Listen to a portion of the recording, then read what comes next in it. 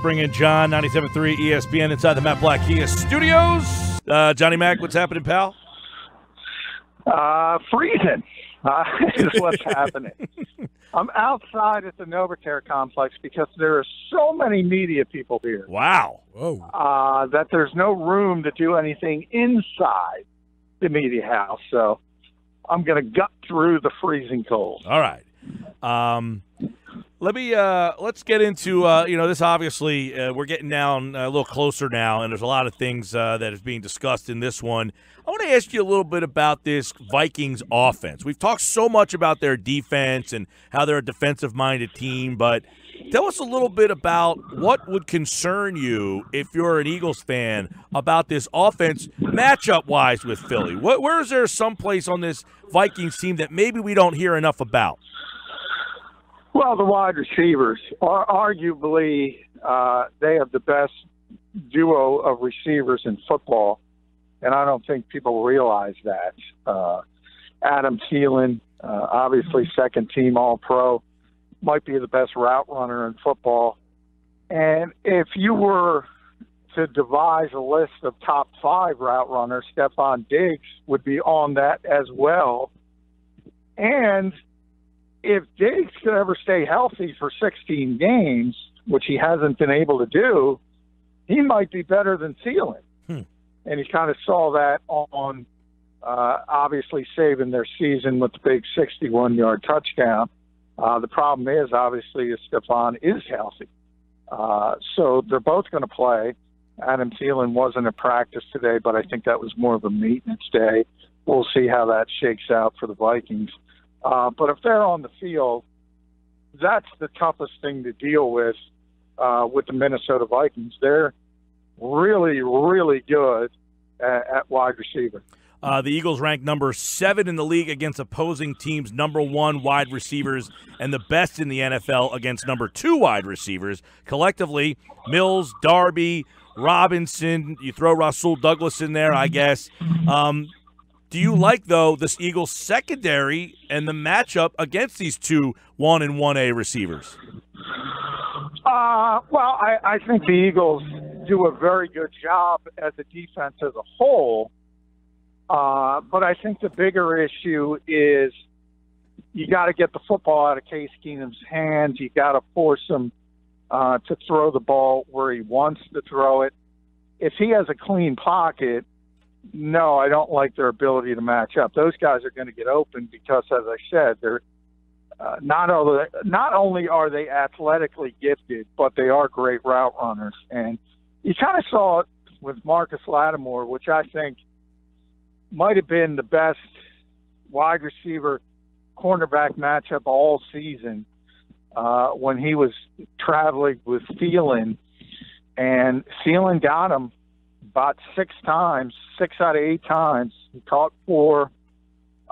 He got 2 penalties and really should have got a 3rd penalty.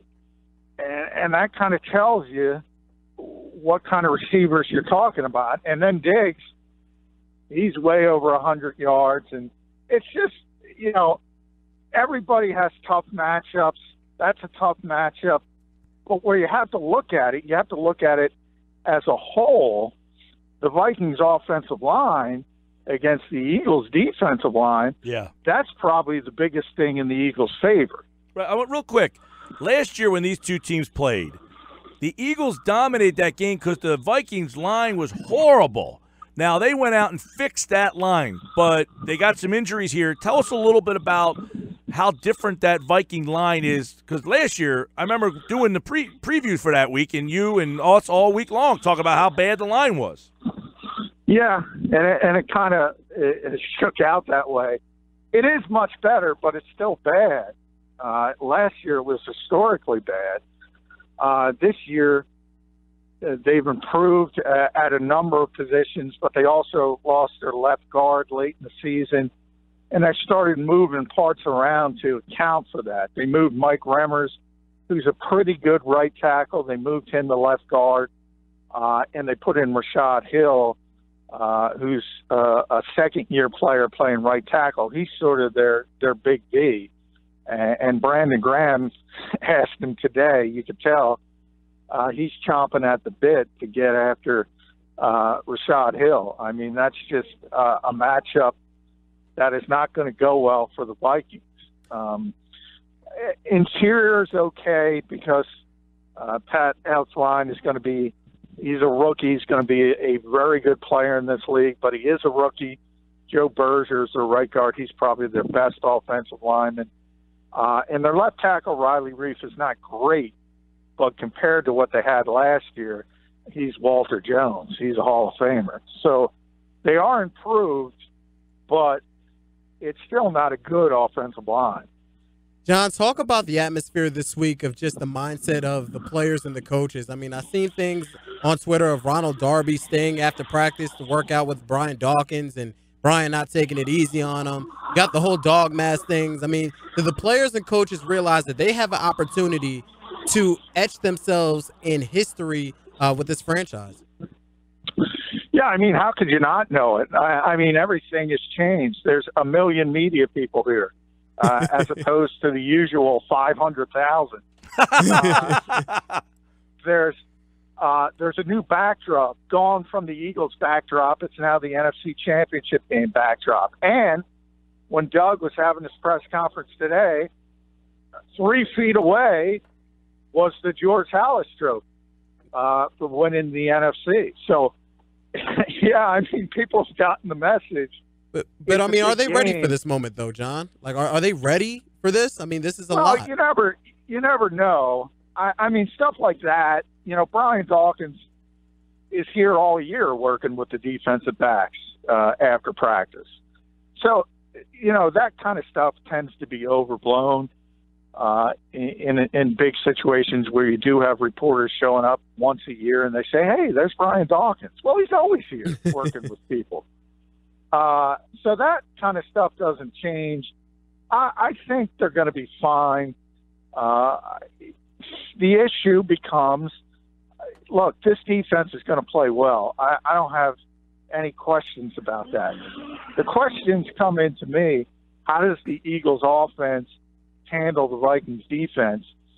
And they were talking about it in very, very reverent tones today. Nick Foles, Zach Ertz, Doug Peterson, everybody talking about how good the Vikings defense is. I think they might be trying to Lou Holtz them and trying to say this is the greatest defense in the history of mankind. But it is very good. There's no doubt about it. They got playmakers all over the field. And can Nick Foles move the football against that defense? Obviously, it's not just him, but he's going to have to make some plays at certain points and make some NFL throws against the toughest defense they've seen all year. John, I want to real quick go back to the lines. You mentioned that the Vikings line's better, but it's not great. How does it stack up against Atlanta's? Are they a better unit than the Atlanta offensive line? No, I would say it's about even. Maybe Atlanta has a slight edge. But as I said, because of the injury, if they did have their left guard, the Vikings, Nick Easton, who's out for the season, maybe I'd say the Vikings have a slight advantage. But the way they went about replacing him by moving parts, I never liked that, because instead of affecting one position, you're affecting two by moving Remmers, who's pretty good at right tackle, as I said. He's not great, but he's pretty good, and he certainly wouldn't be embarrassing against Brandon Graham. You move him to left guard, and now all of a sudden you got a kid who was embarrassing against Cam Jordan last week, and he's probably going to get embarrassed again this week. John, you talk about this offense being able to score against this Vikings defense and Nick Foles. What did you see from Nick this week that maybe you haven't seen last week, now that he has some type of confidence getting his first playoff win under his belt and going into the NFC Championship game?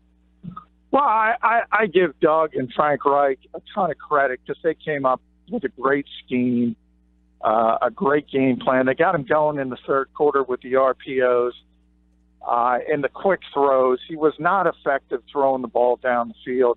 And if you think about the one pass at the end of the second quarter, the sort of immaculate reception Two, if the Falcons make that play, it might be an entirely different ball game. We might not be here talking about the NFC Championship game. Those RPOs probably aren't going to work against the Vikings corners, especially if you can't run the ball. So we'll see. I just don't know how Nick's going to push it down the field against this defense. So to me, it becomes sort of on the impetus is on the Eagles defense to keep this down to sort of a 10-10 game in the fourth quarter and go win it with a field goal. I think that's the most likely path to victory. Yeah, John, and to add to it, Vitai's going to have his hands full too. You wrote about how this might be his toughest test, much like Fletcher Cox really blew up the Atlanta game plan. Minnesota's probably banking on the same situation on Sunday against Vitai. Yeah, I mean, when you think about this Vikings defense, and they have just stars all over the place, and, you know, Linval Joseph, Anthony Barr, Eric Kendricks, Harrison Smith, Xavier Rhodes are all pros in the secondary. And the first name that keeps coming up is Everson Griffin. From Doug Peterson, from Frank Reich, and from Doug again today. First name out of their mouth is Everson Griffin. So they're very concerned, and I think you hit the nail on the head. It's not only because he's a great player. He's a second-team All-Pro. He's one of the best natural pass rushers in this league, but also because the guy going against him is the weak link of the Eagles' offensive line. He's a traditional weak-side pass rusher. The Eagles have gotten kind of lucky this year.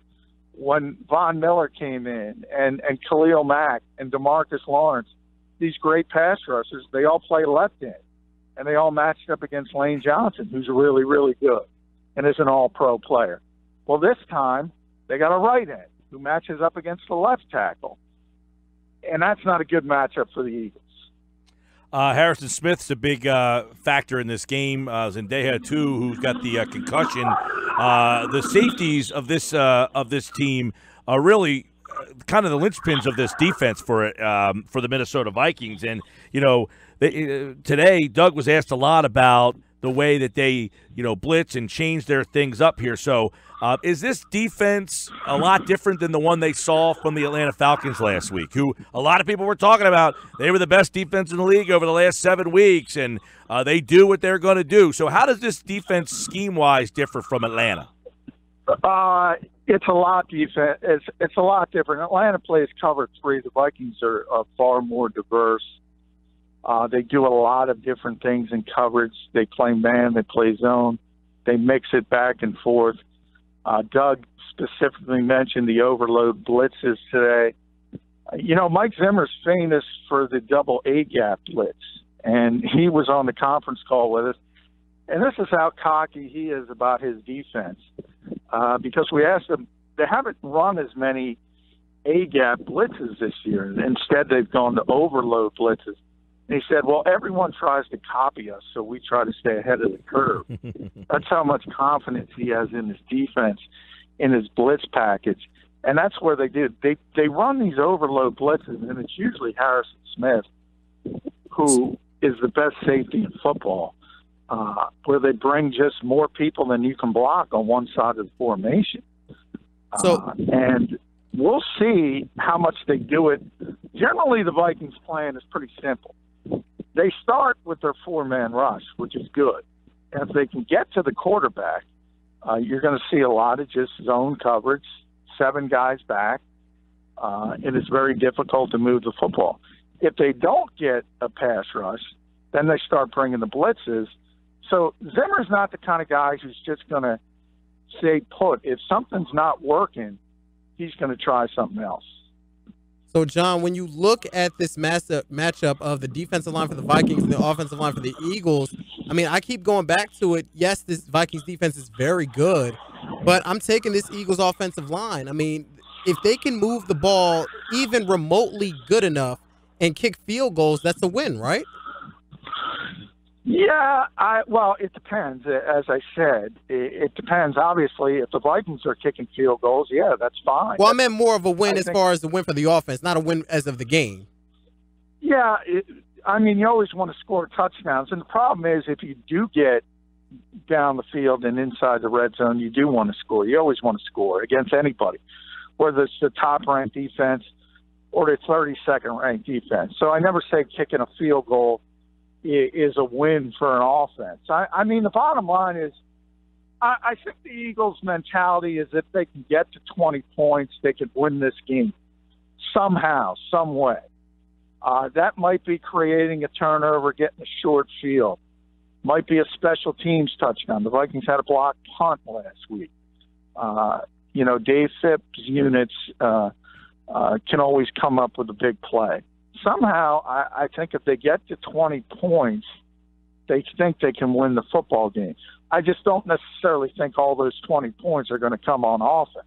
John, a lot of fun stories in this one. We know the quarterback connections, Pat Shurmur, but the Kendrick brothers are playing against each other too, so that should be pretty fun. We saw that last year, and Michael Kendrick is a guy that much maligned in his time here, but he's turned into a big factor on this Eagle defense. You got that, as well as some other things that are kind of under the radar between these two teams that is really making this a more interesting matchup than your typical Case Keenum-Nick Foles matchup. Yeah, it is. And Michael gave everybody a bit of a scare because he seemed to hurt his forearm in practice, and he was really in pain for a little bit, but he stayed and wasn't put on the injury report, so it looks like it wasn't anything serious because they obviously need him. You know, he's had a great year. Ever since Jordan Hicks went down, he has stepped into that other third three-down linebacker role. And it is really interesting because I remember back in the off-season when he admitted he asked for a trade and he wasn't happy because he wasn't playing that time. And he kind of talked about his brother as he was almost jealous of the defense he was in and the things his brother got to do as far as being aggressive. And he's gotten the opportunity this year. Now, he got it through injury, which is never a good thing, especially when you lose a player like Jordan Hicks. But he's really run with it. He's really, really had a very good season. Hey, it's funny. I saw a tweet from a guy who people probably forgot about a long time ago, and that was Donnell Pumphrey. And I thought his tweet really personified the way the fan base and the way that people are feeling, John. And he tweeted, "What's crazy is that all the adversity this team has faced, we're a game away from playing in the Super Bowl. It's an unreal feeling. This is the most unselfish team I've ever been a part of, and it shows on game day every week." This is a guy who hasn't played a snap. And yeah, I guess that is something that we don't realize sometimes, the unselfishness coming through. And we saw that on game day, that a 15-10 win, a defensive effort. Doesn't matter who has 10 catches for 130 yards. It doesn't matter who has 25 carries. This team's mentality is get it done. Yeah, and it's, you know, especially offensively, a lot of times, even when Carson was healthy, it was a different guy every week getting the football. And since he went down, they found a way to win. If people are looking for optimism, here's what I say. The Eagles haven't lost a game at Lincoln Financial Field all season when they've tried to win the game. They lost Week 17 to Dallas when they didn't play anybody. They haven't lost when they've tried to win. And since Nick Foles entered the lineup, as ugly as it's been at times, they have not lost a game they were trying to win. You know, it says a lot about this team because they don't have Carson Wentz. They don't have Jason Peters. They don't have Jordan Hicks. Yeah. They don't have Darren Sproles. People forget about Darren Sproles because he's been out for so long.